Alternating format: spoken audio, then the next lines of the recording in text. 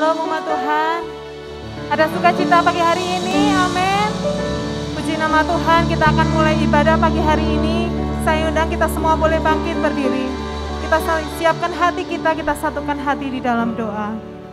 Bapa yang baik, kami bersyukur untuk pagi hari ini kami boleh datang ke rumah Tuhan untuk memuji dan menyembah Engkau ya Tuhan. Terima kasih Tuhan, kami bawa korban syukur kami bawa hati yang penuh sukacita, karena kami tahu Engkau Tuhan hadir di tengah-tengah kami pagi hari ini ya Bapa. Biarlah yang terbaik boleh kami berikan kepadamu Tuhan. Segenap hati kami, seluruh hidup kami mau persembahkan kepadamu ya Bapa. Dan kami percaya Engkau siap mencurahkan roh-Mu atas setiap kami, mengurapi kami, memberikan kekuatan yang baru bagi setiap kami. Terima kasih Bapa, terima kasih. Kami serahkan doa kami hanya di dalam satu nama, Tuhan Yesus Kristus. Haleluya, amin. Umat Tuhan dipersilakan duduk kembali. Mari kita naikkan syukur kita di hadapan Tuhan. Bawa pujian kita bagi Dia, sebab Dia yang layak terima pujian. Tuhan yang layak terima sembah kita.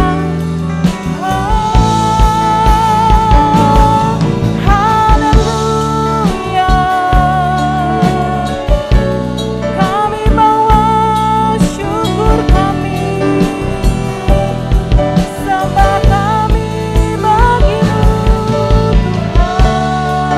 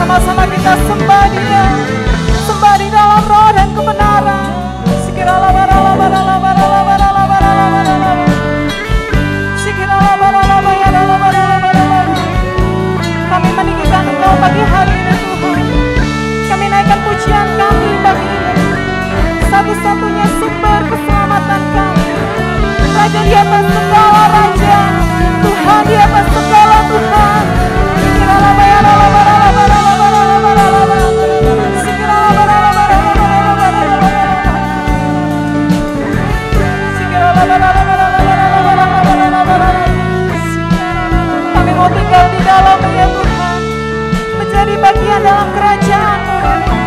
Kami mau katakan, Engkau berdaulat atas hidup kami Tuhan. Katakan ku tinggikan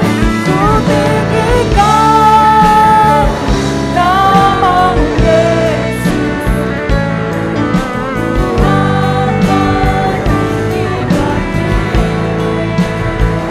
Ku bersujud dan menyembah-Mu, Raja segala raja. Umat Tuhan katakan ku tinggikan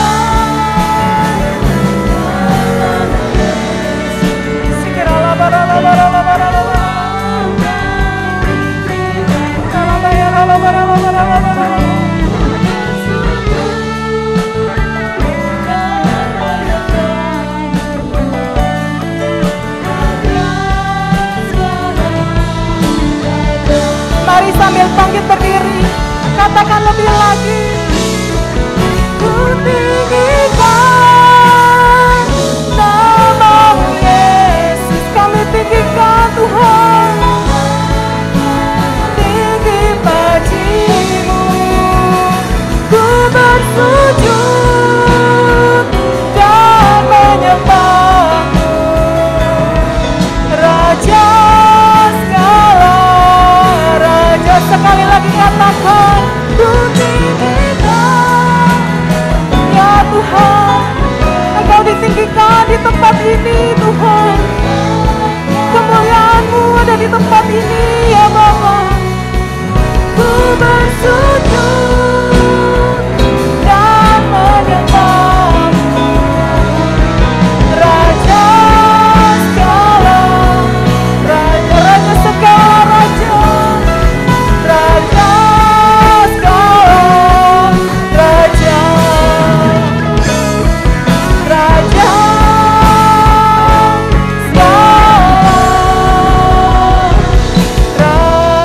Berikan sorak-sorai kemuliaan bagi Tuhan.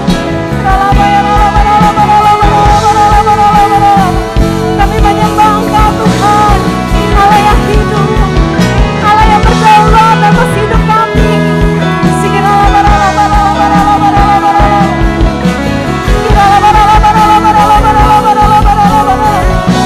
Sembah Dia, sembah Tuhan kita.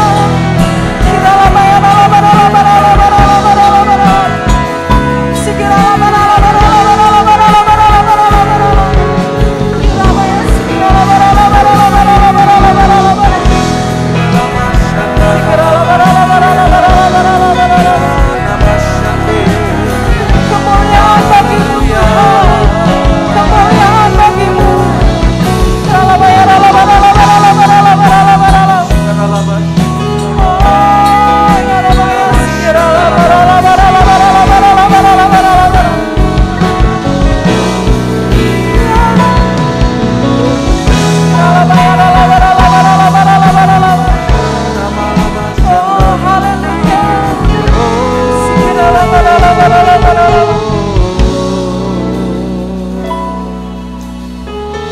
Kemuliaan bagi Allah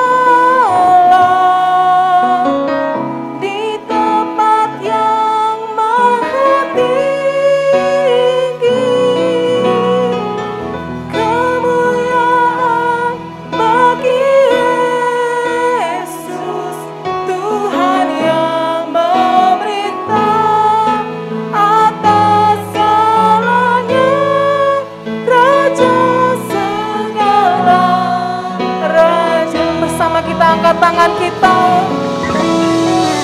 Kemuliaan bagi Allah di tempat yang maha tinggi. Segeralah baralah.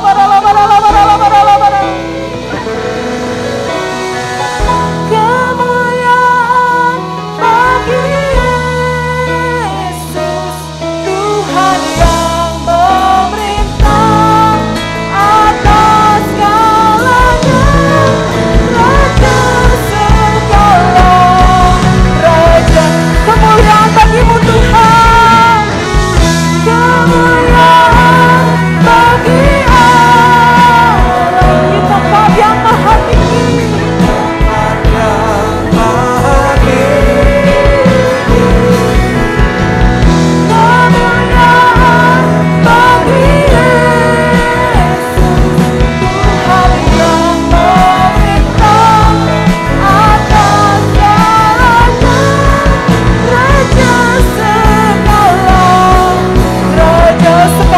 katakan kemuliaan bagi Allah,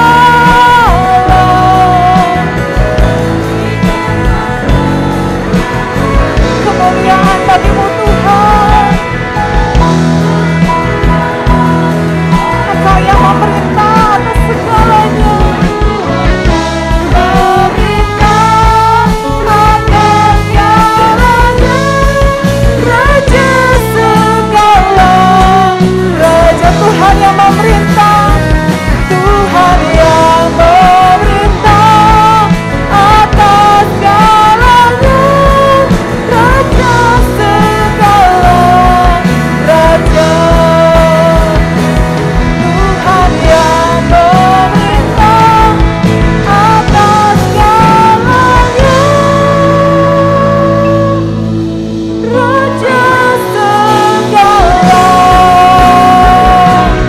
Raja. Sorak-sorai kemuliaan bagi Tuhan kita, kemuliaan bagimu Tuhan, kemuliaan bagimu Tuhan. Haleluya, haleluya. Terima kasih Bapa. Kami percaya hadirat-Mu ada di tempat ini, memenuhi setiap kami yang hadir ya Tuhan. Haleluya, haleluya. Engkau pemilik hidup kami Tuhan. Engkau berdaulat atas setiap kami. Engkau sumber keselamatan. Mari bertepuk tangan.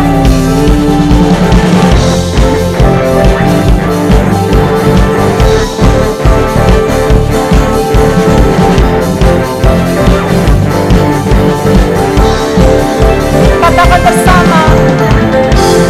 Pelukis cakrawala, merangkai jagat raya, pencipta alam semesta, pemilik kehidupan yang sanggup menyelamatkan, dialah jalan kebenaran. Kami rindukan kuasa lawatanmu, kebangkitan pasti terjadi.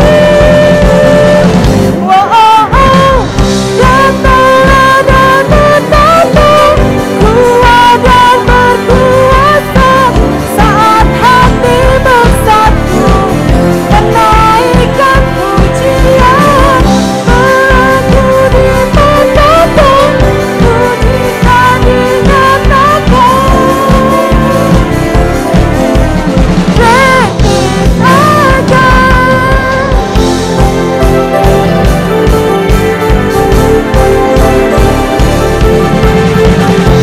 Mari dengan bersukacita kita katakan bersama. Pelukis cakrawala, merangkai jagat raya, pencipta alam semesta, pemilik kehidupan yang sanggup menyelamatkan, dialah jalan kebenaran. Kami rindukan kuasa lawatanmu, kebangkitan pasti terjadi. Serukan, datanglah dan tetaplah kuat dan berkuasa, saat hati bersatu menaikkan pujian, melenggu dinyatakan, pujikan dinyatakan. Renis aja. Mari sambil bertepuk tangan di atas kepala.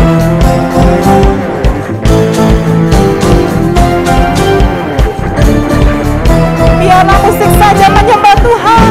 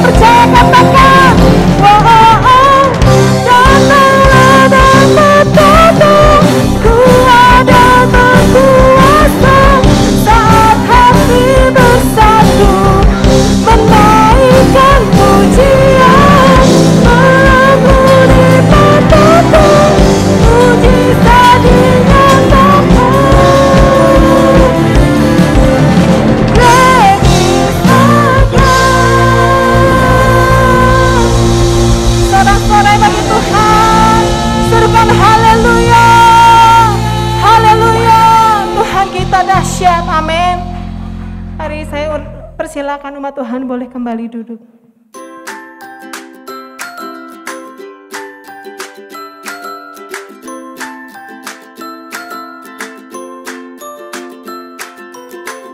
Shalom umat Tuhan, senang berjumpa dengan Anda.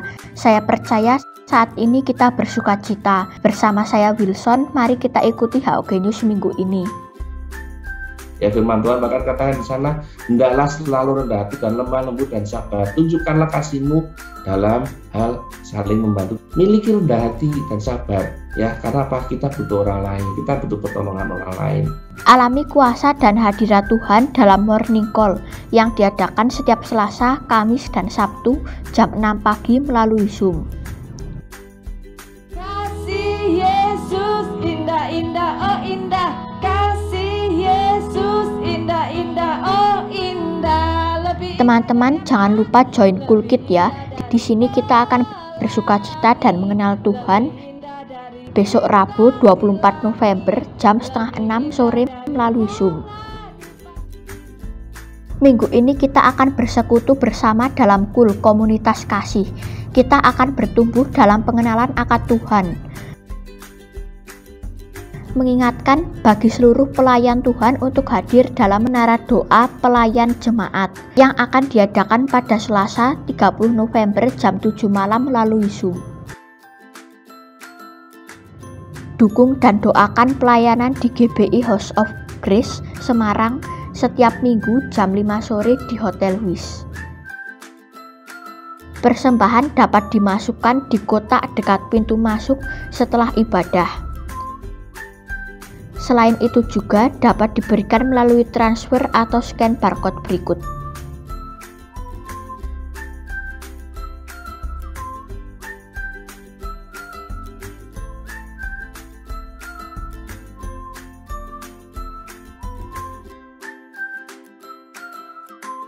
Carilah dahulu kerajaan Allah dan kebenarannya, maka semuanya akan ditambahkan kepadamu. Demikian HOG News minggu ini. Tuhan Yesus memberkati.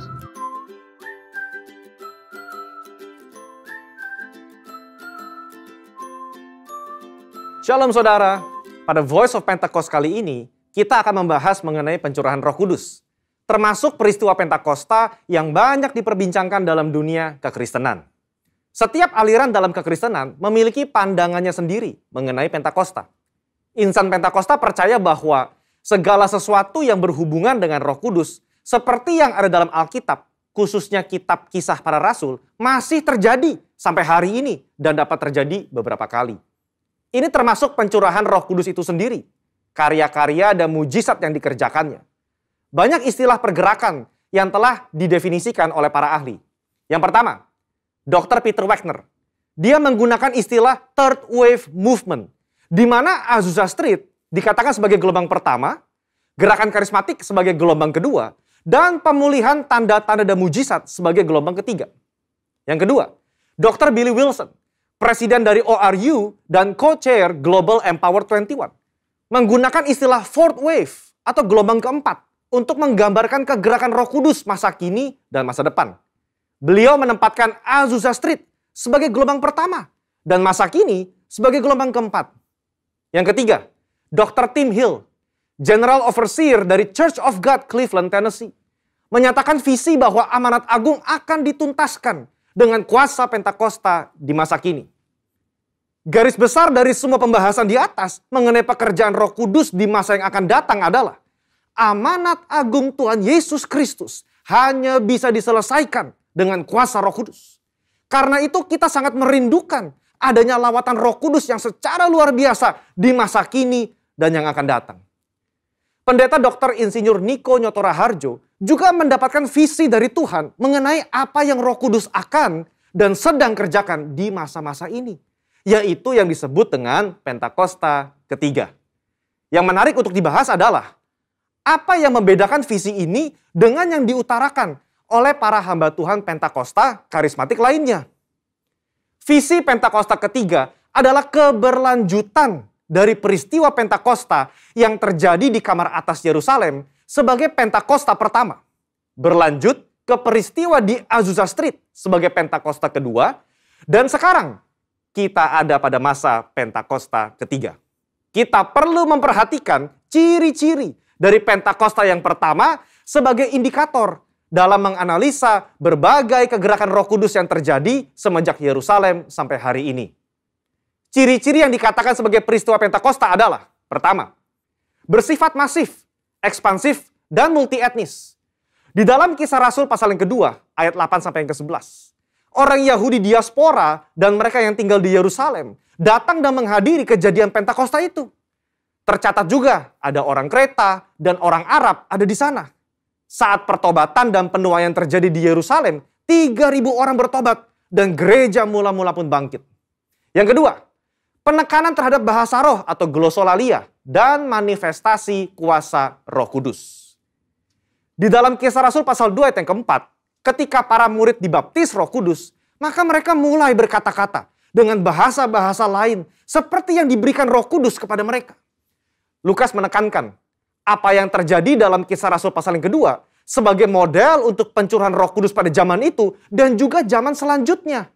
Kita melihat ini di dalam Kisah Rasul pasal 10 ayat 46 dan 19 ayat yang ke-6. Kata glosais yang sama juga digunakan. Sepanjang kisah kitab Kisah Para Rasul, kita melihat bagaimana Roh Kudus menyertai kesaksian dan pemberitaan firman dengan tanda dan mujizat. Yang ketiga, memiliki korelasi langsung dengan penuntasan amanat agung. Ketika Petrus berkhotbah di depan orang-orang Yahudi dan penganut agama Yahudi itu, dia menutup dengan tantangan keselamatan dan 3.000 orang bertobat. Sejak itu, pemberitaan Injil merebak ke berbagai penjuru dunia. Berdasarkan ketiga ciri-ciri tersebut, maka kita dapat melihat apakah kegerakan-kegerakan tertentu dalam sejarah kekristenan dapat dikatakan sebagai peristiwa Pentakosta. Banyak kegerakan oleh Roh Kudus terjadi dalam sejarah kekristenan. Ada di Swedia, ada di Australia, Inggris, Jerman, dan lain-lain. Namun, kegerakan-kegerakan luar biasa tersebut hanya memenuhi 1 atau 2 dari 3 ciri-ciri peristiwa Pentakosta. Barulah peristiwa Azusa Street yang menunjukkan pemenuhan dari 3 ciri-ciri peristiwa Pentakosta tersebut. Jadi, ada satu perbedaan antara kegerakan dengan peristiwa Pentakosta. Di dalam satu kegerakan, Roh Kudus bergerak untuk satu maksud, tujuan, wilayah, dan bangsa tertentu. Namun dalam peristiwa Pentakosta, maka tujuannya adalah untuk memenuhi ketiga ciri-ciri yang ditunjukkannya melalui peristiwa Pentakosta pertama dan kedua. Bagaimana dengan Pentakosta ketiga? Visi ini disampaikan pertama kali di Empower 21 Kongres Asia 2013 dan kembali ditekankan pada Empower 21 Kongres Asia 2018. Pentakosta ketiga sudah diterima begitu luas oleh bangsa-bangsa. Pada saat itu tercatat ada 44 bangsa yang hadir untuk menerima dari Roh Kudus mengenai adanya Pentakosta kembali, yaitu Pentakosta ketiga. Dan mereka masing-masing membawa api itu kembali ke bangsa mereka sendiri. Pengakuan juga datang dari komunitas Kristen dari berbagai aliran kekristenan terhadap Pentakosta ketiga secara global. Sekarang, kita memahami apa yang menjadi kerinduan dari visi Pentakosta ketiga. Ini adalah kerinduan agar apa yang terjadi di Yerusalem pada awal abad pertama dan Azusa Street pada awal abad ke-20 terjadi lagi dengan lebih dahsyat dan besar sekarang. Gereja tidak lagi terpetak-petakan atas dasar suku atau wilayah. Umat Tuhan mengalami baptisan Roh Kudus dengan tanda awal berbahasa roh dan manifestasi kuasa Roh Kudus menyertai mereka sehingga dengan demikian amanat agung diselesaikan. Ini yang seharusnya menjadi visi dan kerinduan semua orang yang menyatakan dirinya sebagai murid Yesus Kristus. Saudara, untuk penjelasan lebih lengkapnya dari tim teologi kami, silakan buka link yang ada di atas atau scan QR Code yang tersedia. Salam integritas, Tuhan Yesus memberkati.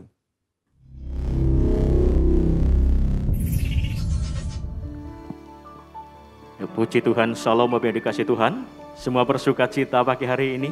Amin. Ya, saya mengucapkan selamat datang buat Bapak Ibu yang baru pertama kali datang beribadah. Kita adalah kawan sewarga dari Kerajaan Allah dan saya terus mengundang untuk bersama-sama bertemu bersama dengan kami di tempat ini.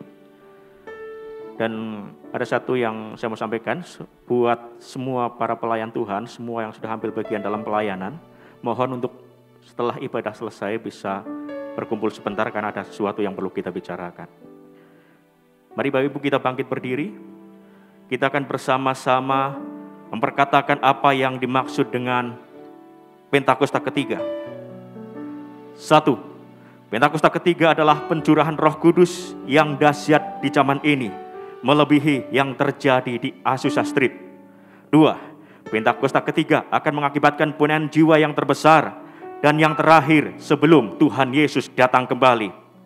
3. Pentakosta ketiga akan membangkitkan generasi Yeremia, yaitu anak-anak muda yang dipenuhi Roh Kudus, cinta mati-matian kepada Tuhan Yesus, tidak kompromi terhadap dosa, dan akan bergerak untuk memenangkan jiwa. 4. Pentakosta ketiga lahir di Indonesia dan bergerak ke bangsa-bangsa.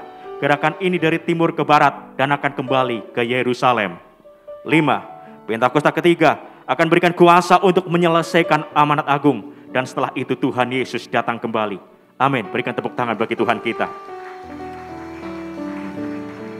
Dan kita juga akan terus perkatakan bahwa tahun 2021 adalah tahun integritas. Mari bersama-sama katakan tahun 2021. Tahun integritas. Sekali lagi dengan iman, dengan semangat, tahun 2021. Tahun integritas.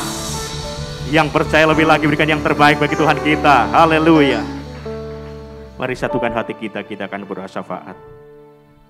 Bapa Surgawi, terima kasih buat kasih anugerah-Mu Tuhan, karena waktu ini kami boleh datang beribadah kepadamu Bapa.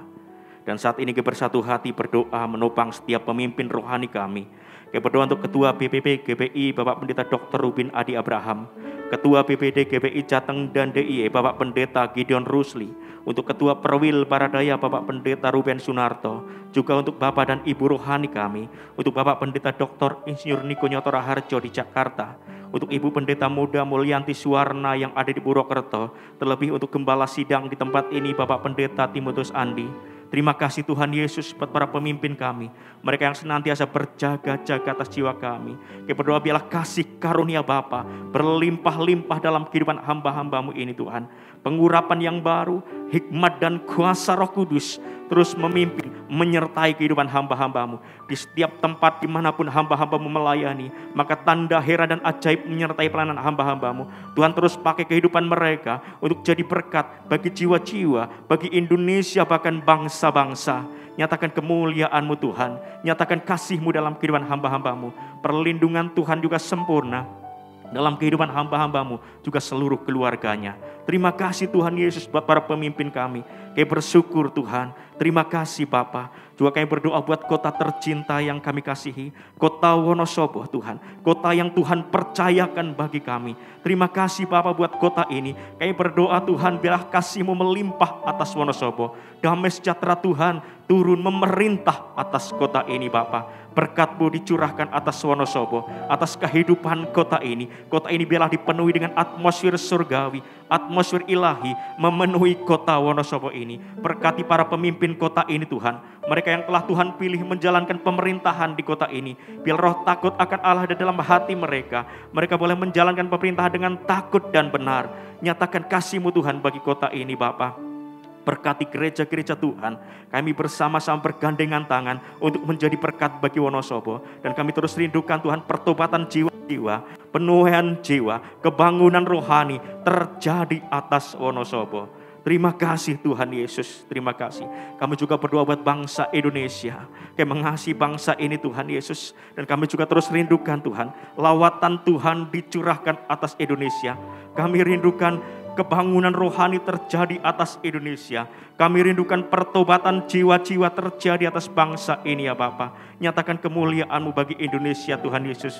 Nyatakan kasih-Mu bagi bangsa ini. Berkati para pemimpin bangsa ini, dari presiden, wakil presiden, seluruh jajaran kabinet TNI Polri, bahkan sampai tingkat RT RW. Diberkati Tuhan. Roh takut akan Tuhan ada dalam hati mereka. Kebijaksanaan dari Tuhan saja yang ada dalam pikiran mereka. Untuk Tuhan pakai mereka membawa Indonesia mengalami kemajuan demi kemajuan, bahkan mengatasi segala krisis yang terjadi hari-hari ini. Kami percaya Tuhan Yesus, kami percaya Bapa bahwa hari-hari ini Ini saatnya Tuhan akan melawat Indonesia. Tuhan akan nyatakan kemuliaan Tuhan atas Indonesia. Ketika goncangan demi goncangan terjadi, maka kami percaya janji firman Tuhan. Kami berada dalam kerajaan yang tidak tergoncangkan. Dan setiap orang yang berseru kepada nama Tuhan akan diselamatkan. Lawat Indonesia Tuhan. Di era Pentakosta yang ketiga ini kami percaya Roh Kudus akan dicurahkan dengan tidak terbatas. Dan Tuhan akan menyatakan kemuliaan-Nya bagi Indonesia. Dan kami percaya juga Tuhan akan membangkitkan generasi yang baru. Generasi Yeremia. Anak-anak muda yang dipenuhi Roh Kudus. Yang cinta mati-matian kepada Tuhan Yesus. Tidak kompromi terhadap dosa. Dan akan dipakai Tuhan menjadi berkat bagi Indonesia bahkan sampai bangsa-bangsa. Terima kasih Tuhan. Terus nyatakan kemuliaan-Mu atas bangsa ini ya Bapa. Terima kasih Tuhan Yesus. Kami percaya penuaian jiwa besar-besaran terjadi atas Indonesia. Kami juga berdoa buat Yerusalem. Shalom Yerusalem. Damai sejahtera Tuhan turun atas Yerusalem. Dan saat ini kami berdoa buat persembahan yang kami berikan Bapa. Tuhan kuduskan, sucikan persembahan kami. Apapun yang kami berikan Tuhan, baik persembahan mingguan, ucapan syukur kami berikan dengan sukacita. Karena kami adalah orang-orang yang diberkati Tuhan. Di dalam nama Tuhan Yesus Kristus. Haleluya. Amin. Kerajaan-Mu datanglah, kehendak-Mu jadilah, di bumi seperti di surga. Kerajaan-Mu datanglah, kehendak-Mu jadilah, di bumi seperti di surga.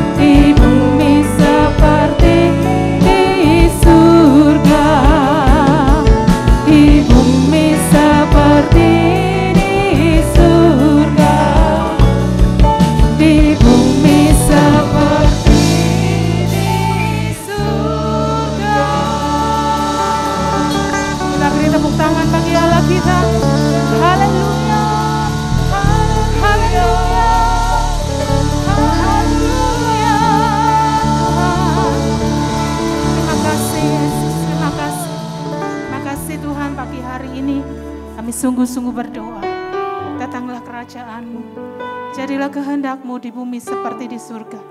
Biarlah pagi hari ini kami belajar mengerti tentang kerajaan-Mu yang luar biasa, yang hadir dalam setiap kehidupan umat Tuhan. Terima kasih Tuhan, saat itu kami menanggalkan segala dosa dan beban yang begitu merintangi kami, sehingga kami dapat sungguh-sungguh fokus pada firman dan kebenaran. Dan kami robohkan segala kubu-kubu pertahanan, benteng-benteng yang dibangun oleh keangkuhan manusia, yang membutakan mata rohani kami untuk mengenal kebenaran di dalam nama Yesus. Beri kami hati yang taat, beri kami hati yang lemah lembut untuk menerima firman dan kebenaran Tuhan dalam nama Yesus. Haleluya. Amin. Sekali lagi kita beri tepuk tangan bagi Allah kita. Puji nama Tuhan. Silakan Bapak Ibu Saudara boleh duduk kembali. Pagi hari ini secara dengan cepat saya akan membagikan apa yang Tuhan taruh, dan nanti di minggu ini kita akan belajar bersama-sama mungkin secara detail tentang firman-firmannya yang boleh dibagikan dalam KUL. Puji nama Tuhan ya. Saya angkat tema, datanglah kerajaanmu, jadilah kehendakmu di bumi seperti di surga. Siapa yang setiap pagi, setiap hari berdoa tentang hal ini? Ya, saya setiap hari berdoa agar kerajaan Tuhan datang dalam kehidupan saya, dan apa yang saya alami sepanjang hari itu dalam keluarga saya, dalam gereja Tuhan, dalam setiap umat Tuhan, biar sungguh-sungguh kehendak Tuhan yang terjadi dalam kehidupan kita. Nah, saya akan ajarkan secara simpel bagaimana itu, apa itu kerajaan Allah. Ya, kerajaan adalah bentuk pemerintahan yang dikepalai oleh seorang raja. Ya, kalau dibentuk dan yang namanya kerajaan pasti diperintah ada rajanya yang memimpin. Dan satu kerajaan disebut sah apabila ada orangnya atau warga negaranya, rakyatnya, ada wilayahnya, dan juga ada hukumnya ya yang mengatur kehidupan bernegara atau berkerajaan. Dan kita akan lihat siapa kerajaan Allah yang memerintah adalah Yesus yang kita sembah. Dia adalah Allah dan Raja dari kerajaan. Nah, kita perlu pahami bahwa kerajaan Allah itu adalah pemerintahan Allah yang kekal, yang berdaulat atas seluruh alam semesta. Kita pahami dulu ya bahwa segala ciptaannya ini dari tidak ada menjadi adalah ciptaan Bapa, ciptaan Allah. Nah, kita lihat ayatnya Mazmur 103. Tuhan sudah menegakkan tahtanya di surga dan kerajaannya berkuasa atas segala sesuatu. Jadi sebetulnya kerajaan Allah itu adalah Tuhan sendiri sebagai raja dan bersifat kekal. Next. Ya. Betapa besarnya tanda-tandanya dan betapa hebatnya mujizat-mujizatnya. Kerajaannya adalah kerajaan yang kekal dan pemerintahannya turun-temurun. Tadi saya bilang ada suatu kerajaan atau pemerintah, ada rakyat, ada wilayahnya, ada pemerintah yang berdaulat, dan pemerintah yang berdaulat memiliki hukum. Kalau saudara sebagai warga negara Indonesia, berarti saudara harus taat kepada hukum-hukum Indonesia. Saudara tidak terikat kepada hukum-hukum negara Singapura atau Malaysia. Ya. Nah, lalu kita lihat Lukas 4 ayat 5-7. Kemudian ia atau iblis membawa Yesus ke suatu tempat yang tinggi dan dalam sekejap mata ia memperlihatkan kepadanya semua kerajaan dunia. Nah, kalau di Matius dikatakan dengan kemegahannya. Saudara lihat bahwa semua kerajaan dunia, pemerintahan dunia itu mempunyai kuasa dan mempunyai kemegahannya sendiri-sendiri. Kalau saudara lihat kerajaan Arab Saudi aja luar biasa ya kekayaannya. Semuanya berlapis emas, bangunannya semua berlapis emas. Sampai sendok garpunya semua berlapis emas. Semuanya itu diperlihatkan iblis kepada Yesus. Kata iblis kepadanya, segala kuasa itu serta kemuliaannya akan kuberikan kepadamu. Nah tadi kan bilang, tadi kan diceritakan bahwa semuanya itu milik Tuhan ya.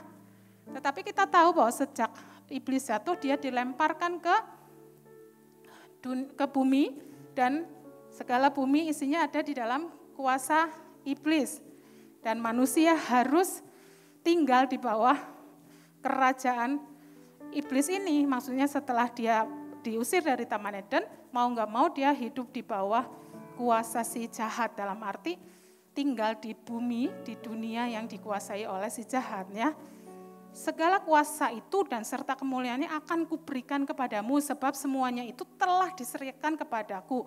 Ya, karena iblis telah ngambil otoritas manusia dan semuanya diberikan dunia ini beserta isinya. Dan aku memberikannya kepada siapa saja yang ku kehendaki. Jadi iblis menawarkan itu semua kerajaannya kalau dia Tuhan menyembah aku dan seluruhnya itu akan menjadi milikmu. Jadi kita mengerti ya bahwa Yesus datang ketika dicobai, iblis menawarkan apa yang dimiliki iblis, yaitu seluruh dunia ini, segala kekayaannya, kemegahannya, ya. Karena iblis itu sudah memiliki, ketika diberikan, dia dibuang ke bumi, dibuang ke dunia ini, segala kuasa di bawah dia. Jadi kita tahu posisi kita sebetulnya, kita ada di mana. Nah, lalu Efesus 2, kamu hidup di dalamnya, yaitu sebelum kita mengenal Tuhan, karena kamu mengikuti jalan dunia ini, karena kamu mentaati penguasa kerajaan angkasa, yaitu roh yang sekarang sedang bekerja di antara orang-orang durhaka.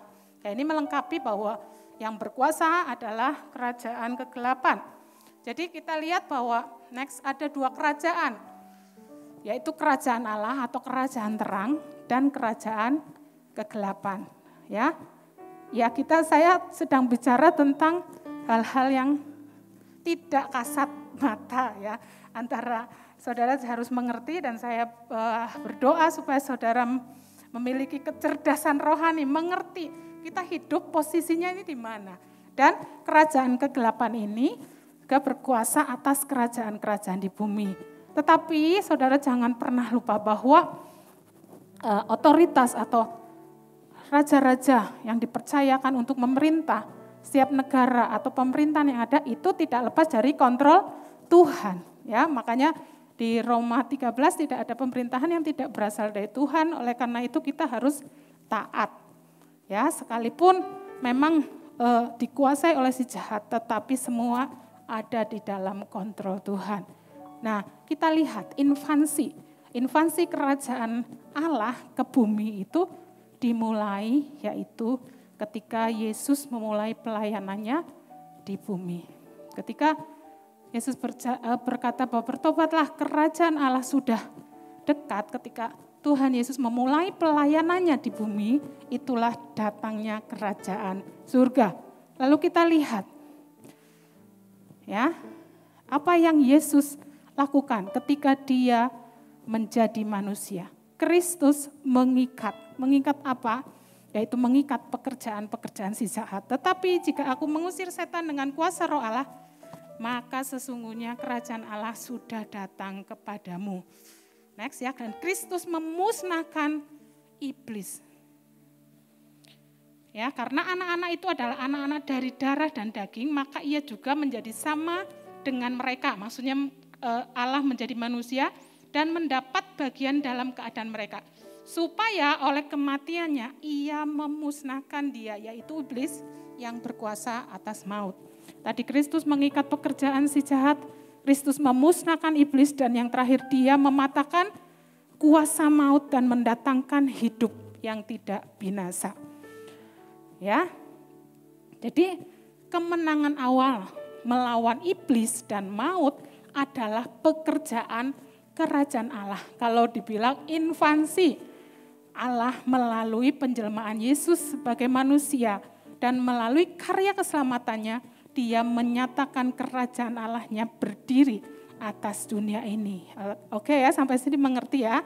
Jadi pekerjaan pemerintahan penyelamatan oleh Allah di dalam Kristus, ya, itu adalah pekerjaan kerajaan Allah melawan iblis dan maut. Ya, jadi nanti karena bersifat kekal di surga nanti ya, bukan di surga nanti pakai baju putih, kita akan lihat ya, aku mendengar suara nyaring di surga yang berkata, sekarang telah tiba keselamatan dan kuasa dan pemerintahan Allah kita dan kekuasaan Dia yang diurapinya, karena telah dilemparkannya ke bawah pendakwa saudara-saudara kita yang mendakwa mereka siang dan malam di hadapan Allah kita.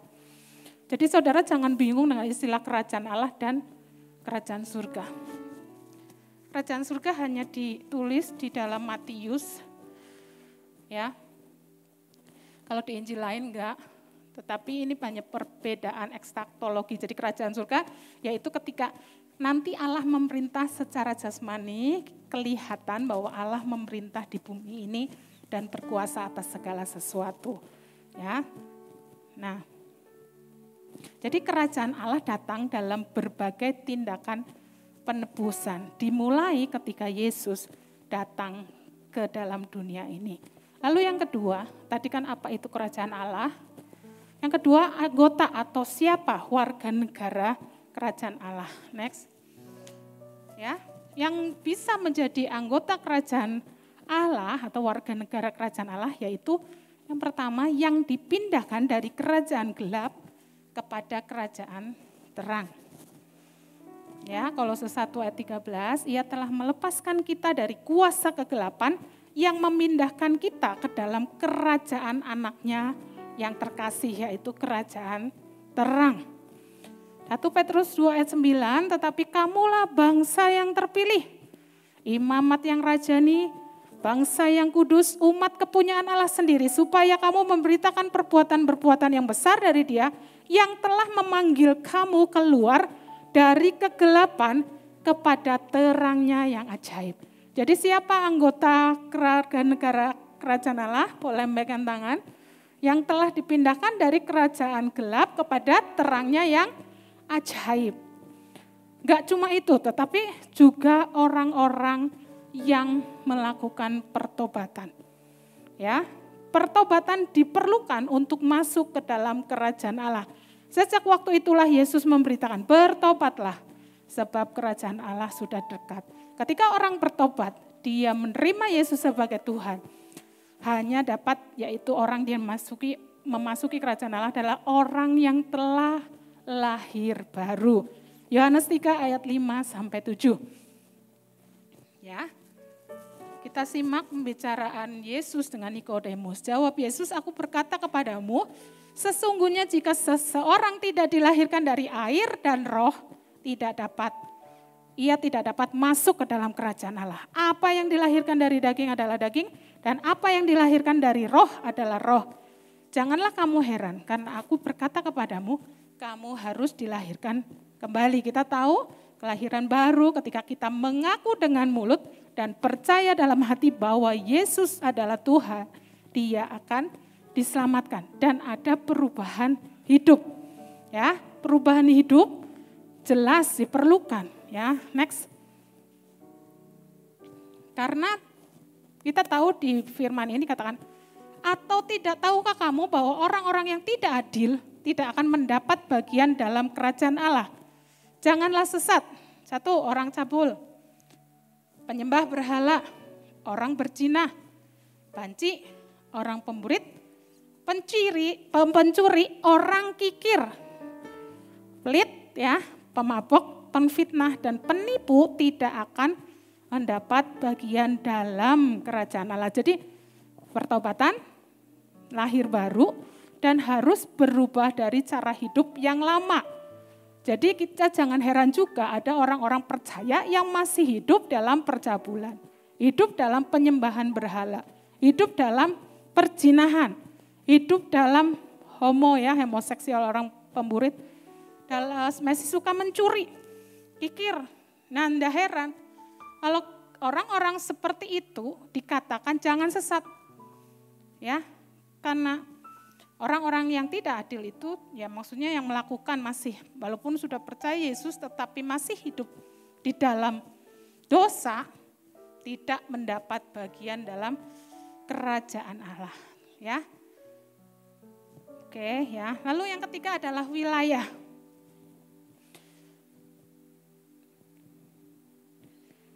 Seberapa besar wilayah atau wilayah yang dimiliki dalam kerajaan Allah? Pemerintahan rohani, ya, di atas hati dan kehidupan mereka yang tunduk kepada otoritas Allah. Jadi kerajaan Allah ini bersifat rohani. Ya, kalau kerajaan surga nanti, kalau Tuhan Yesus datang, kerajaan 1000 tahun berkuasa turun. Ya, Yerusalem turun. Itu secara kasat mata kita bisa melihat bahwa Yesus memerintah sebagai raja kerajaan surga. Kita tinggal di kerajaan surga. Tapi sekarang di bumi ini kita tinggal di kerajaan Allah. Jadi pemerintahannya bersifat rohani, ya. Mereka yang mengakui ketuhanan Kristus dan dengan sukarela berserah pada pemerintahan dalam hati mereka. Merekalah yang merupakan bagian dari kerajaan Allah. Kerajaanku, Yohanes 18, next, ayat 36, bukan dari dunia ini. Ketika kerajaanku dari dunia ini, pasti hamba-hambaku telah melawan, supaya kamu jangan diserahkan kepada orang Yahudi, akan tetapi kerajaanku bukan dari sini. Ini ketika Yesus diadili dikatakan, mana pasukanmu, mana orang-orang yang akan membela, kan kamu raja katanya. Bukan, karena kerajaanku bukan dari dunia ini, ya. Tetapi kerajaan Allah ada di antara kamu, yaitu di dalam hati kamu. Setiap orang yang mengaku Yesus dan tunduk pada otoritas Tuhan, itu adalah wilayah kerajaan Allah, itu adalah tempat Allah bertahta. Oke, lalu 4, hukum yang harus ditaati. Ya, tadi dibilang bahwa satu pemerintahan harus ada hukum yang mengatur dan kita terikat kepada pemerintahan itu jika kita tinggal di dalamnya. Kita tidak, saya garis bawahi, tidak terikat kepada hukum negara lain, tetapi kita terikat kepada hukum Indonesia karena kita tinggal di dalam pemerintahan Indonesia, negara Indonesia. Demikian juga kita tinggal di dalam kerajaan Allah, ada hukum yang mengatur. Ya, ketika kita tidak taat kepada hukum yang mengatur, bisa kena sanksi. Ya, Saudara. Nah, kita akan lihat hukum apa yang ditaati. Dulu sebelum Kristus datang ada yang namanya hukum perjanjian lama. Saudara jangan pusing, itu banyak sekali, tetapi sebetulnya saudara harus hafal. Di Keluaran 20 ayat 3 sampai 17. Ya, saudara baca ada 10 hukum perintah Allah yang ditulis oleh Tuhan di loh-loh batu yang diberikan pada Musa kepada bangsa Israel. Saudara hafal? Ya, jangan ada padamu Allah lain di hadapanku. Jangan membuat patung yang menyerupai apapun, ya, yang ada di atas, di langit, yang ada di bumi, di bawah, atau yang ada di dalam air, di bawah bumi, dan jangan sujud menyembah kepadanya atau beribadah kepadanya. Sebab aku Tuhan, Allahmu adalah Allah yang cemburu. Lalu apa? Jangan menyebut nama Tuhan Allahmu dengan sembarangan. Saudara kalau nonton film-film Hollywood sekarang, bahkan umpatan-umpatan pasti Yesus Christ. Jangan menyebut, kita sebagai orang percaya jangan menyebut nama Tuhanmu dengan sembarangan. Yang keempat, ingatlah dan kuduskanlah hari Sabat. Ya, kelima, hormatilah ayah dan ibumu supaya lanjut umurmu di tanah yang diberikan Tuhan Allahmu kepadamu. Jangan membunuh, jangan berzina, jangan mencuri, jangan mengucapkan saksi dusta tentang sesamamu. Ya, jangan hoaks, jangan bohong, ya. Jangan gosip, jangan mengingini rumah sesamamu. Jangan mengingini istrinya atau hambanya laki-laki atau hambanya perempuan atau lembunya atau keledainya dan apapun yang dipunyai sesamamu. Ada satu kunci, satu kata kunci. Apa saudara yang tadi saya berulang-ulang katakan? Saudara menyimak? Jangan. Kalau jangan sifatnya pasif. Hukum ini diberikan kepada bangsa Israel karena mereka masih anak-anak. Keluar dari Mesir seperti baru lahir, baru kemudian diajar. Ya, kita juga punya anak-anak, kita ngajar kan. Pertanyaan anak-anak kan selalu, kalau ini boleh enggak ya, Ma?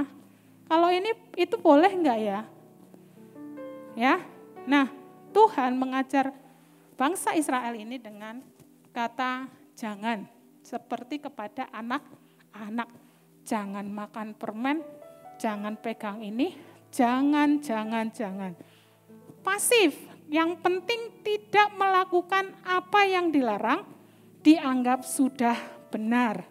Ya, selama tidak melakukan kejahatan, sudah benar, karena perintahnya pasif. Jangan, berarti ketika aku tidak melakukan, sudah baik, sudah oke. Ya, sama seperti kita punya anak-anak. Selama nih di sini ibadah ini bawa anak ya, Indra bawa anak.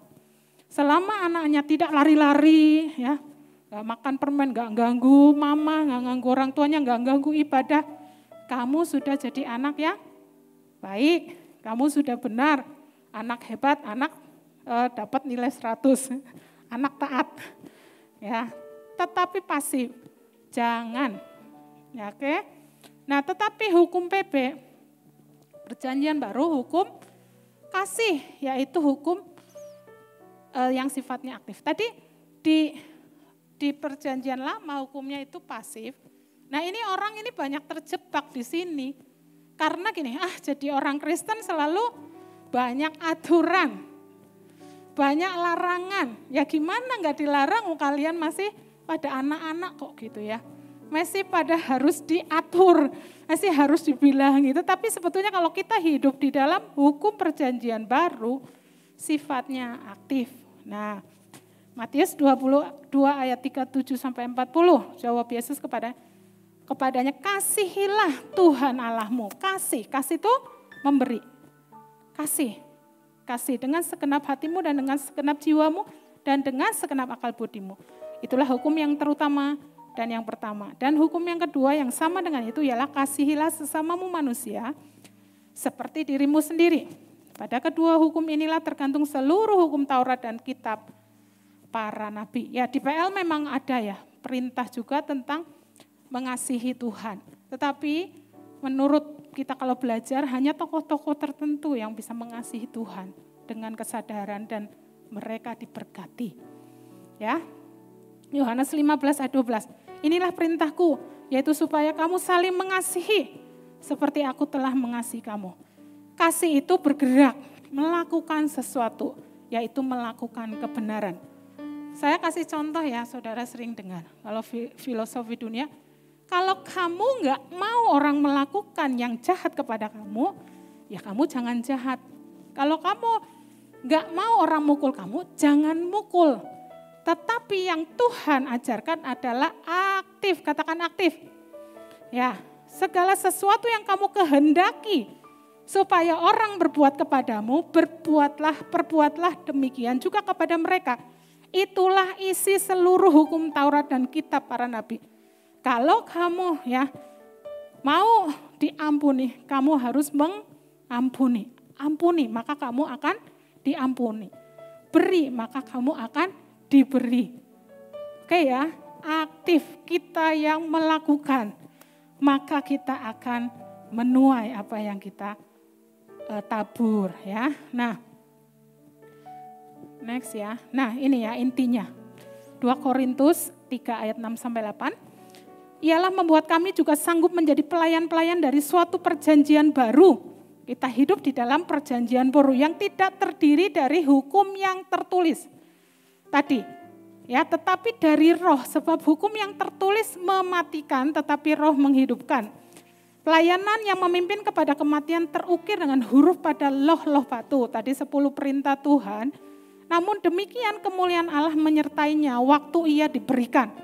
Jadi ketika orang sudah melakukan hukum Taurat pun sudah ada kemuliaan yang diberikan ya, diberikan.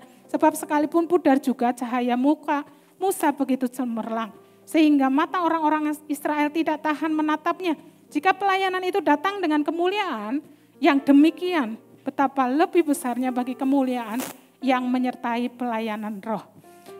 Nah saudara, kita lanjut.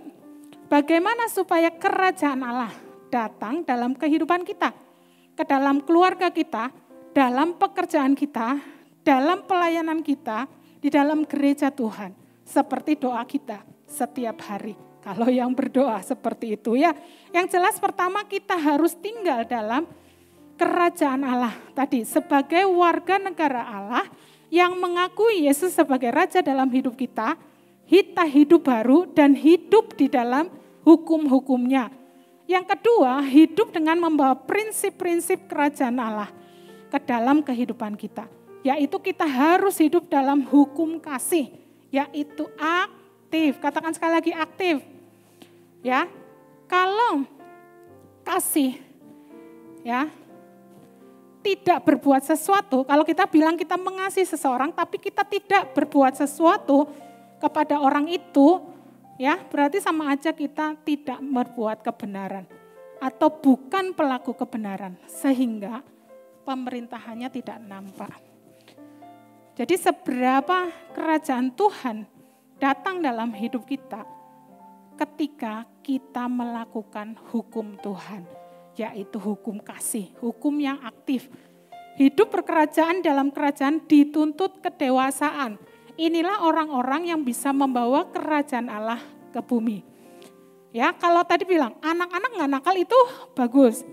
Orang dewasa bukan nggak nakal, ya masa dibilang, weh kalau kita diem nih orang dewasa, anteng, masa dibilang nggak nakal? Ya, nggak bisa dibilang nggak nakal lagi. Tapi bila dia berbuat sesuatu, orang dewasa ini perlu berbuat sesuatu, punya inisiatif, aktif berbuat kasih. Oleh karena itu kan di PL gini, PL saya bilang mempunyai larangan berapa jumlahnya? Setahun berapa hari? 365 hari larangan. Dan perintah, ya anak-anak juga punya aturan kan di rumah, kita juga punya aturan pada anak-anak rumah yang anak-anaknya kecil. Itu sebanyak 248 perintah, sebanyak apa saudara? Jumlah tulang dalam tubuh manusia. Ingat ya, jadi hukum Taurat tadi, 10 hukum Taurat itu ditulis tuh sama bangsa Israel. Menjadi aturan-aturan. Semuanya diatur. Makanya dibilang, saya juga heran ketika anak muda yang kaya itu bilang, aku sudah melakukan semua hukum Taurat, hebat banget ya. Bahkan kebayang berapa ratus tadi? 613 ya, termasuk perintah dan larangan. Jadi semuanya diatur ya, tentang hukum Taurat, tentang semuanya, tentang ke belakang pun diatur. Tentang suami istri hubungan diatur, tentang orang miskin, orang kaya, tentang pernikahan, perceraian, hubungan seksual, yang dilarang, yang boleh, makanan, minuman ya. Ya, praktek bisnis semua teliti. Oleh karena itu kan bangsa Yahudi sangat benar-benar teliti ketika melakukan hukum Taurat ya, untuk belajar menjadi ahli-ahli Taurat karena banyak sekali aturannya tentang perang ya.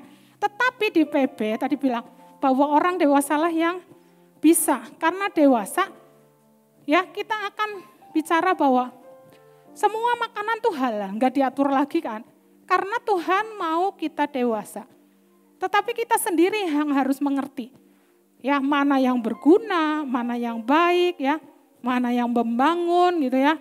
Jadi Tuhan mempercayakan Roh Kudusnya yang tinggal di dalam kita untuk kita mengerti apa yang berguna, apa yang baik, yang membangun. Jadi orang dewasa itu tahu batasan. Jadi kalau orang semakin dalam, semakin dewasa di dalam Kristus, bukan merasa terikat lagi dengan perkataan, jadi orang Kristen banyak aturan. Enggak saudara, karena sudah mengerti, sudah malah justru hidup di dalam kemerdekaan. Sebagai orang Kristen, kalau sudah dewasa, semakin menikmati kemerdekaan di dalam Kristus. Ya, jadi contoh ya, orang dewasa tahu batasan. Kasih itu tidak melakukan yang tidak sopan. Kalau saya tanya, sudah nggak bilang gini, boleh apa enggak ya gitu. Misalnya nih, laki-laki dan perempuan yang bukan suami istri, bonceng-boncengan kemana-mana. Boleh nggak sih Bu Andi? Gitu misalnya.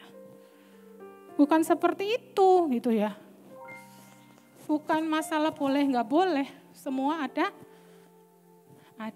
apa ya. Kita tahu batasan-batasan. Banyak kasus yang terjadi karena nggak tahu batasan. Jadi jangan nanya soal boleh atau tidak boleh. Ya, jadi boleh nggak ya kita misalnya melakukan sesuatu yang pakai helm aja lah, helm. Boleh enggak ya Bu Andi? Nggak pakai helm dulu kan takut karena misalnya dulu waktu di Purwokerto ada koandi, anak-anak muda takut. Lebih takut sama koandi, manggilnya dulu koandi daripada sama polisi misalnya. Bukan masalah boleh atau tidak boleh ya. Jadi hati-hati pergaulan laki-laki dan wanita yang bukan pasangan, bonceng-boncengan karena banyak kejadian. Tidak tahu batasan akhirnya selingkuh. Akhirnya kita sudah jaga-jaga, akhirnya ya pulang pelayanan tuh sama anak-anak pelayanan. Sama-sama pelayan Tuhan. Akhirnya bahkan tidak menjaga apa yang seharusnya itu dikatakan boleh apa tidak boleh, tapi kita tahu batasan. Ya, jadi banyak orang mau kerajaan Allah datang dalam hidup, tetapi tidak tahu bagaimana menjalankan hukum kerajaan. Dalam rumah tangga, ada seorang wanita yang sangat cinta Tuhan, tapi dia mengabaikan pekerjaan rumah tangga, dia mengabaikan kebutuhan suami. Itu jelas tidak seimbang, itu jelas tidak mendatangkan kerajaan Allah dalam hidupnya. Karena ada hukumnya. Ya, dalam 1 Korintus 7 ayat 3 sampai 5, ayat 33 sampai 34. Ya. Oke ya. Ya, next kita akan cepat. Roma 14 ayat 17. Sebab kerajaan Allah bukanlah soal makanan dan minuman, tetapi soal kebenaran, damai sejahtera dan sukacita oleh Roh Kudus. 1 Korintus 4 ayat 20. Sebab kerajaan Allah bukan terdiri dari perkataan, tapi dari kuasa, karena aktif. Ya, aktif menjadi pelaku firman. Maka ada kuasa yang menyertainya. Kalau kita mau kerajaan Allah datang, terjadi di bumi seperti di surga, kita sebagai anggota kerajaan Allah harus hidup dalam hukum kerajaan yang aktif. Contohnya, kalau kita mau damai sejahtera itu datang dalam hidup kita, ya kalau ada ganjelan dibereskan, ya jangan muter-muter, ya nggak mau dibereskan. Ini ayat-ayatnya. Lalu kalau misalnya kita mau ada kesatuan, ya di Efesus 4 ayat 1 sampai 6, ya hendaklah kamu selalu rendah hati, lemah lembut dan sabar. Tunjukkanlah kasihmu dalam hal saling membantu. Dalam kesatuan dibutuhkan kerendahan hati. Siapa yang dituntut? Kita. Ketika kita melakukan kerendahan hati, kerajaan Allah Tuhan turun. Ada kesatuan yang terjadi. Kalau mau sehat, next. Tuhan bilang bersukacitalah senantiasa. Sebab hati yang gembira adalah obat yang manjur. Kenapa saudara? Karena tubuh kita ketika kita bersukacita akan menghasilkan hormon-hormon yang baik. Yang dikatakan hormon-hormon cinta gitu ya. Apa? Dopamin, serotonin, endorfin, oksitosin yang membuat kita memiliki imun yang baik. Kerajaan surga turun, datang, kesehatan menjadi bagian kita. Karena kita tahu hukum yang harus dilakukan. Aktif, kita mau mengaktifkan roh sukacita kita.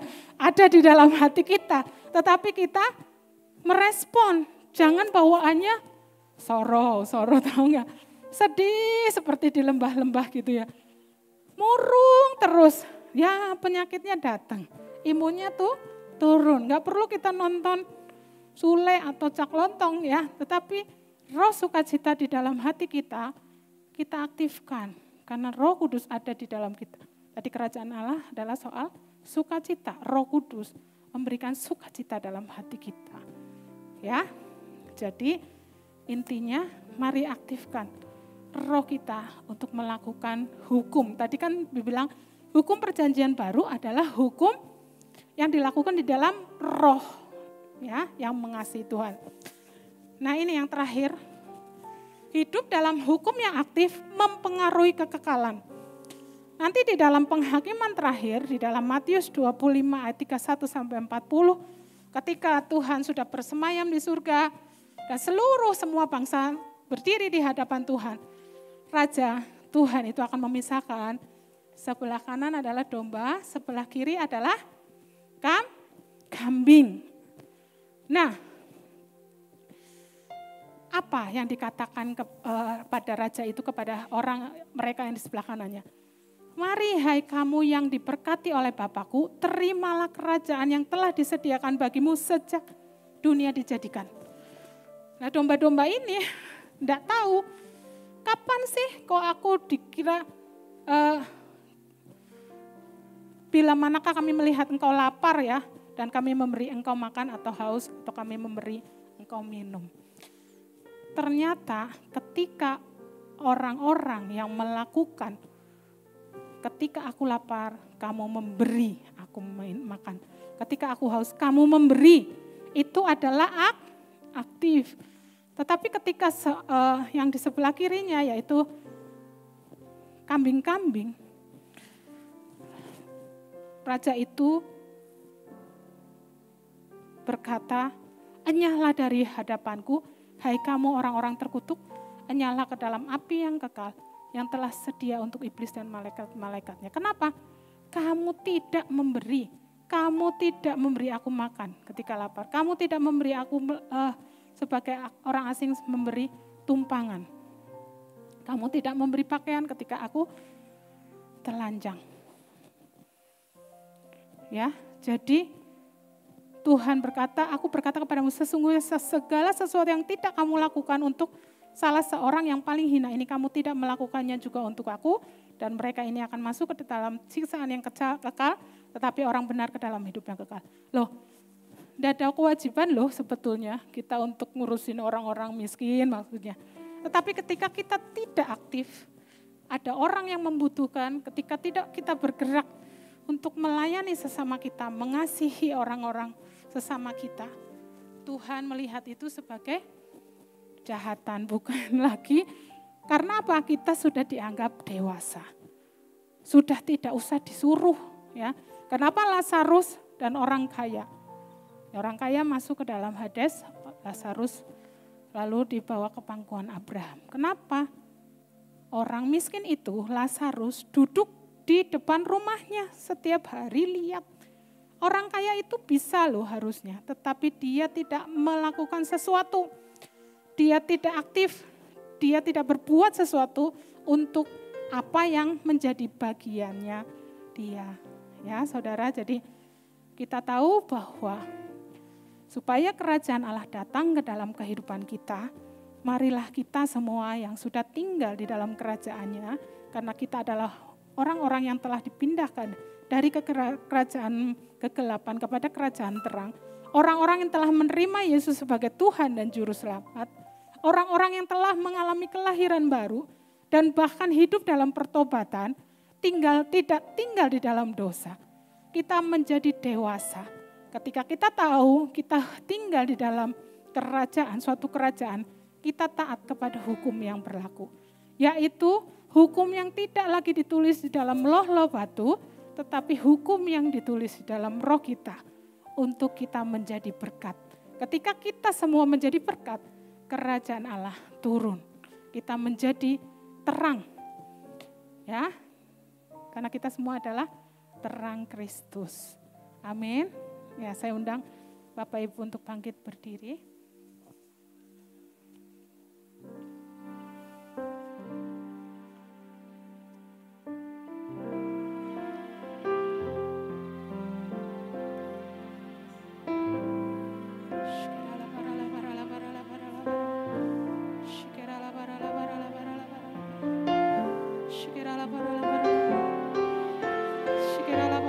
Mari seberapa rindu kerajaan Allah datang dalam kehidupan kita. Dan jadilah kehendak Tuhan di bumi seperti di surga.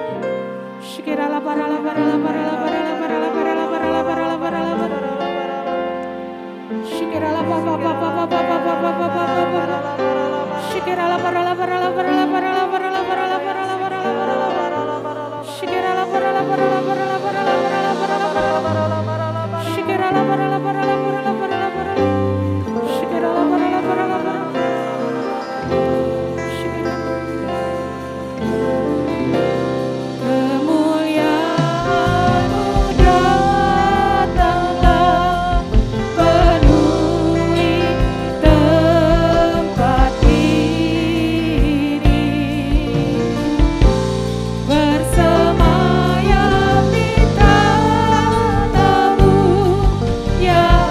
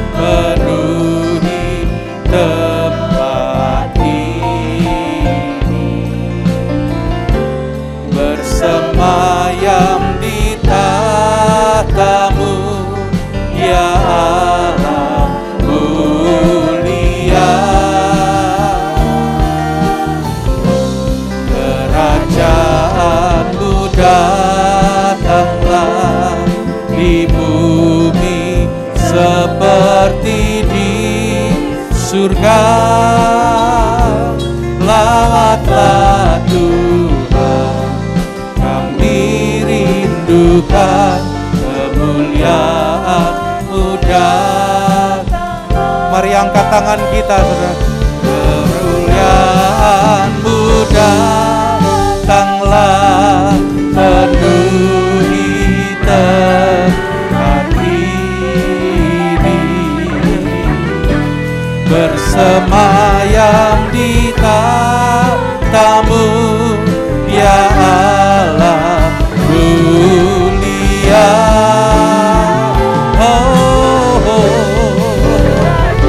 Aku datanglah di bumi seperti di surga.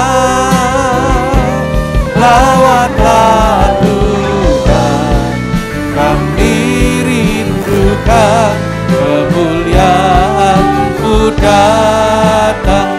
Lawatlah Tuhan, lawatlah Tuhan, kami rindukan kemuliaan-Mu datang. Lawatlah Tuhan, kami rindukan kemuliaan-Mu datanglah. Oh, haleluya, haleluya.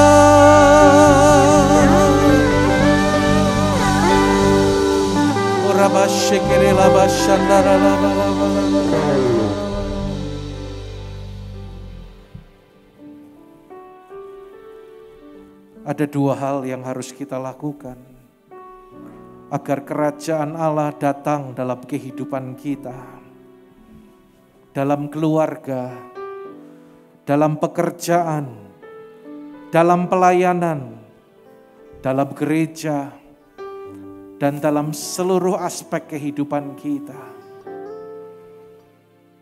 Yang pertama, kita harus tinggal dalam kerajaan Allah. Mari jemaat yang dikasihi Tuhan, sebagai warga negara kerajaan Allah, kita yang sudah mengaku Yesus sebagai Tuhan dan Juru Selamat, apakah kita sudah tinggal dalam kerajaan-Nya? Apakah kita sudah menaati setiap hukum-hukum-Nya? Dan yang kedua, hidup dengan membawa prinsip-prinsip kerajaan Allah. Aktif. Seperti yang saya ajarkan, kalau tahun ini adalah tahun integritas. Integritas itu tidak pasif, tetapi aktif. Kita mengerti kehendak Tuhan. Kita mengerti rencana Tuhan. Jangan biarkan siapapun apapun menghalangi rencana Tuhan dalam kehidupan saudara dan saya. Mari saudara kita hidup dalam prinsip-prinsip kerajaan Allah ini. Karena Tuhan menghendaki kita sebagai orang-orang yang percaya, kita sungguh-sungguh menjadi pelaku-pelaku kebenaran itu. Dan kita boleh menyatakan prinsip-prinsip kerajaan Allah kepada dunia, kepada orang-orang yang belum percaya. Bagaimana kita bisa melihat dunia ini diubah. Orang-orang di sekitar kita berubah. Dari yang jahat menjadi baik.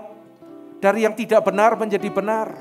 Jika kita sebagai anak-anak Tuhan, kita masih belum menghidupi prinsip-prinsip kerajaan Allah ini. Saya akan mendoakan saudara. Kalau saudara menangkap pesan Tuhan pagi hari ini, buka hati. Dan bolehkah saya mengajak saudara mengangkat tangan di hadapan Tuhan. Saudara, mari nyatakan kepada Dia. Katakan, Tuhan, aku mau tinggal dalam kerajaan-Mu. Karena aku adalah orang-orang yang telah ditebus. Dan aku mau menghidupi prinsip-prinsip kerajaan Allah dan membawa itu kepada orang-orang yang ada di sekitarku. Bapa, Engkau melihat umat-Mu, Engkau melihat hati mereka, respon mereka Tuhan. Bapa, apa yang telah Kau sampaikan lewat hamba-Mu pagi ini tidak kembali dengan sia-sia. Mari umat Tuhan berjanjilah. Janji memang tidak mudah, tetapi dengan pertolongan Roh Kudus kita diberikan kekuatan, diberikan kemampuan untuk kita boleh membawa prinsip-prinsip kerajaan Allah ini dalam kehidupan kita kepada orang-orang di sekitar kita. Tuhan, Engkau memberikan kekuatan, Engkau menolong setiap anak-anak-Mu Tuhan, agar kami sungguh-sungguh hidup dalam kerajaan Allah. Karena hari-hari ini ketika kami mau Tuhan selamat, ketika kami mau menang menghadapi segala situasi yang ada, firman Tuhan berkata, hanya tinggal dalam kerajaan Allah, kerajaan yang tidak tergoncangkan itu, maka kami akan mengalami kemenangan demi kemenangan bersama dengan Tuhan. Jika selama ini kami keluar Tuhan, ampuni kami. Tapi hari ini kami diingatkan, kami mau tetap tinggal dalam kerajaan Allah itu. Dan kami mau membawa prinsip-prinsip kerajaan Allah dalam setiap langkah kehidupan kami. Kami mau lakukan itu bersama dengan Tuhan. Dan kami percaya umat Tuhan yang mendengar dan melakukan firman, maka Tuhan bekerja, Tuhan menggenapi janjinya, Tuhan menggenapi rencananya. Tidak ada satupun dari rencana Tuhan yang tidak digenapi dalam kehidupan saudara.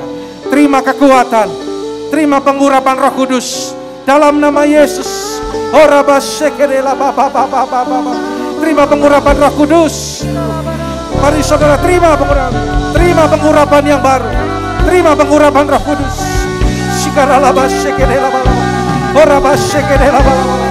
Mari terus berdoa menyembah dalam roh. Terima pengurapan Roh Kudus.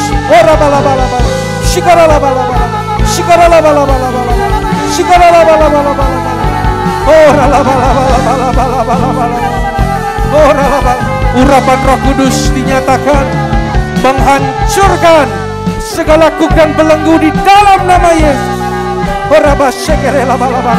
Benteng-benteng yang dibangun oleh keangkuhan manusia dirobohkan di dalam nama Yesus.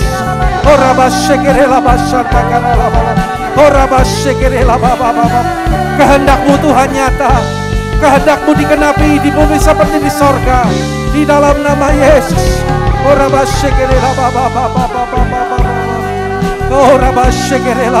Kau baik Tuhan. Mari tetap angkat tangan kita, terus berdoa menyembah dalam roh. Berdoa menyembah dalam roh. Shikara baba baba baba baba. Oh nama shikara laba laba. Shikara laba shikere laba baba baba baba. Ora laba shikere laba baba baba baba baba baba baba baba. Ora laba shikara laba laba laba laba laba laba laba laba laba. Shikara laba shikara baba baba baba baba. Ora laba shikara laba laba laba laba. Ora laba shikere laba laba. Engkau melawat umat-Mu Tuhan, Engkau melawat gereja-Mu Tuhan. Kita berikan tepuk tangan bagi Allah kita. Kemuliaan-Mu datanglah penuhi. Mari angkat kedua tangan-Mu. Rasakan kemuliaan yang melawat Engkau. Tayang di tahtmu ya Allah mulia. Kerajaan-Mu datanglah di bumi seperti di surga. Lawatlah Tuhan, kami rindukan kemuliaan-Mu datang. Lawatlah Tuhan, lah Tuhan, kami rindukan kemuliaan-Mu muda. Katakan dengan segenap hati, lawatlah Tuhan, kami rindukan kemuliaan-Mu datanglah. Haleluya. Serukan bersama haleluya. Berikan tepuk tangan lebih lagi bagi Allah kita. Sekali lagi lebih dahsyat, sorakan haleluya.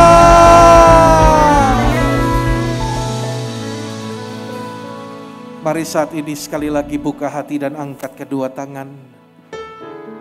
Terimalah berkat Tuhan, saudara. Engkau yang hadir setiap beribadah, mendengar firman Tuhan dan berjanji dalam hatimu untuk melakukannya, maka segala berkat ini menjadi bagianmu. Berkat kasih karunia berlimpah dari Allah Bapa dalam putranya tunggal Tuhan Yesus Kristus, serta persekutuan yang indah dan manis bersama Roh Kudus menyertai kehidupan saudara mulai saat ini sampai Maranatha. Kristus datang menjemput kita di angkasa, bahkan sampai selama-lamanya. Dalam nama Yesus, yang percaya diberkati Tuhan bersama katakan amin.